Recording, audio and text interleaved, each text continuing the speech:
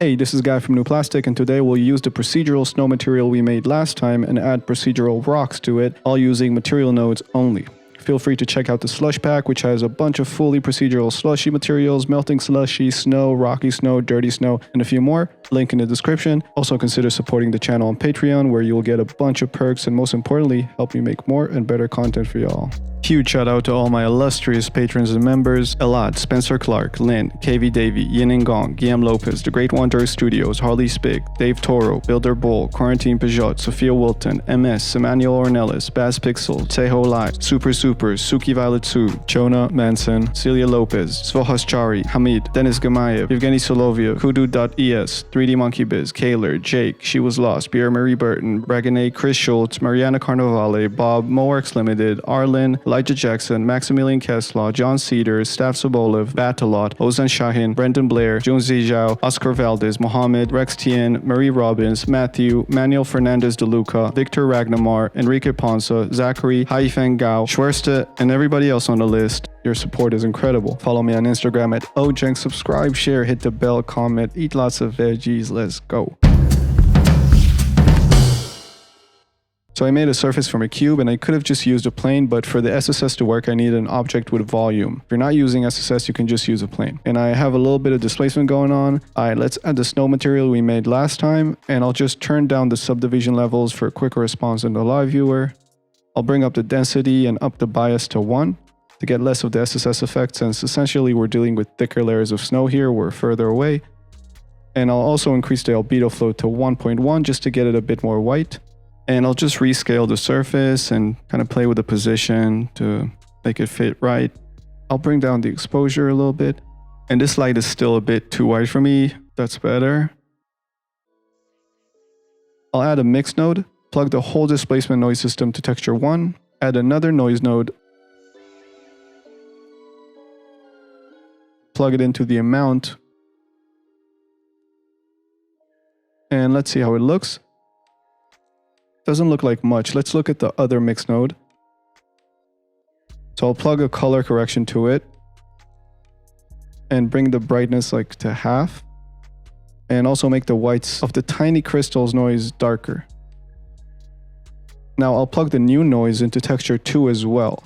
And I'm going to use this noise to create the rocks, so the whites of it is going to show itself and the blacks are going to show the previous noise system. And what I'm going to do is add a gradient node to the amount and really crush the contrast. I'm going to change the noise type to circular, bring the octaves up, bring down the omega, up the gamma till I get the distance I like between each white patch. And now I can scale the whole thing up. So what's happening is that I'm using a high contrast noise as a sharp mask, and it's revealing the same noise with less contrast that's going to be used to displace the geometry in a curved and gradual way. And I'll just add a gradient node to texture 2 and make the black more gray to match the level where the rock begins to the surrounding snow area. And we're getting somewhere. Let's up the height. And yeah, definitely starting to get something. Now let's take care of everything else. First, I need to remove the transmission from the rocks. So I'll plug the rock noise to the transmission with a gradient node, and it needs to be white in the snow area and black in the rock area. So there'll be no transmission in the rock area. So I'll invert the knots and I'll start crushing the blacks. You can see how we are slowly revealing the rocks. That's super dope.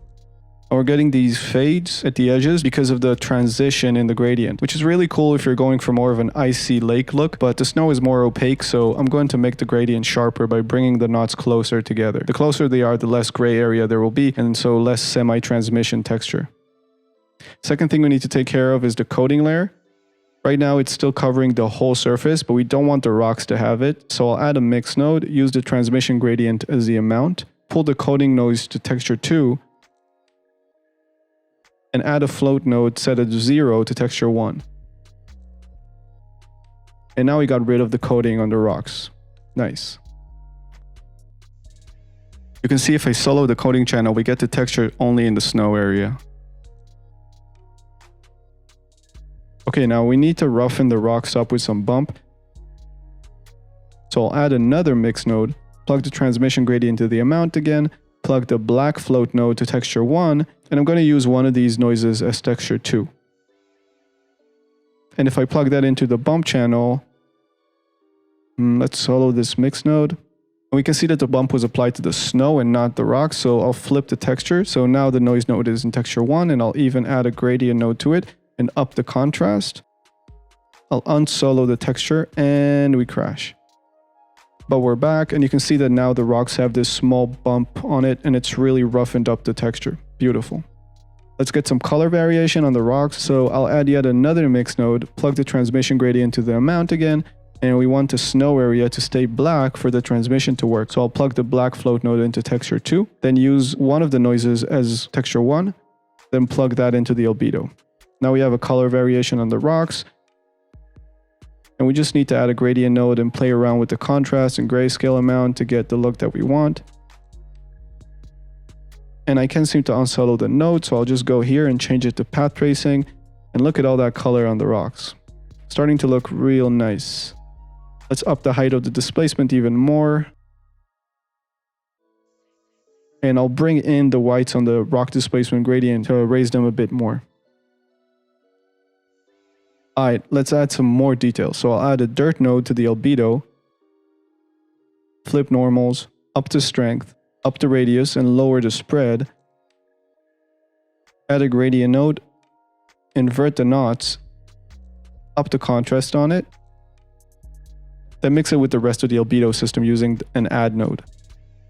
And there's way too much white added from the dirt node, so I'll bring down the radius, and yeah, we got some extra white detailing on the edges of the rocks now. I'll just make the whites on the bump gradient a bit darker to make it less strong. And last thing I'll do is plug the rocks noise into the roughness channel, add a gradient node. I'll bring in the black to up the contrast. Make the black just 1% gray because we still want to have tiniest bit of roughness on the snow area, and make the whites more gray to have the rocks have some kind of roughness.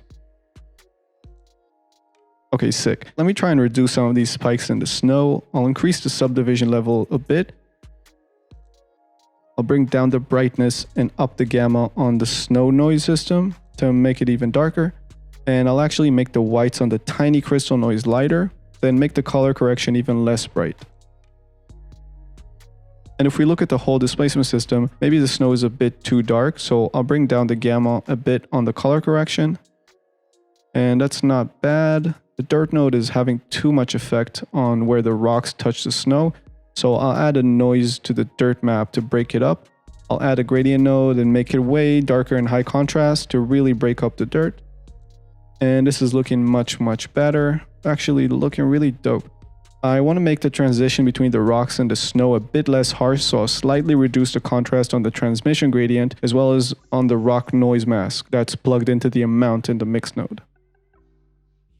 And that's pretty much it. If I add a sphere and apply the material on it, it looks really sick. And of course, if you want to get more detailed and fractured rocks, just go to the rock noise and increase the omega. If you want more uniform and round rocks, bring down the omega. And eventually, for the render I made, I ended up multiplying the rock noise over the dirt map to remove all the white dirt effect from the snow area to keep it fully black. And it only really matters if the snow has transmission and SSS, which actually I removed, so there's no transmission because it barely has any effect from that further of a distance, and it cuts down render times by half. I also upped the scale of the crystal noise and just played a bit more with the snow displacement noises. Oh, and now that I don't have transmission, I had to make the snow albedo white and not black. Another thing I wanted to point out is that in the version with the SS, I have fake shadows turned off. I noticed that when I have these detailed displacements along with SS, fake shadows is kind of choking the SS effect. You can see that if I turn it on, the scattering is almost gone and the object just turns full white. If I go to the refraction channel, you can see even better that it's really white, and the SS channel too, which kind of loses the point of scattering. I mean, it still looks really good and feels like snow, but I wanted to get more of a scattering effect, so I turned fake shadows off. And I can always just brighten it up in post. Again, if I go to the SSS channel and turn off fake shadows, you can see how there's much more scattering compared to with fake shadows. So yeah, both versions look good. It's just something to remember so you can make the right decisions for yourself.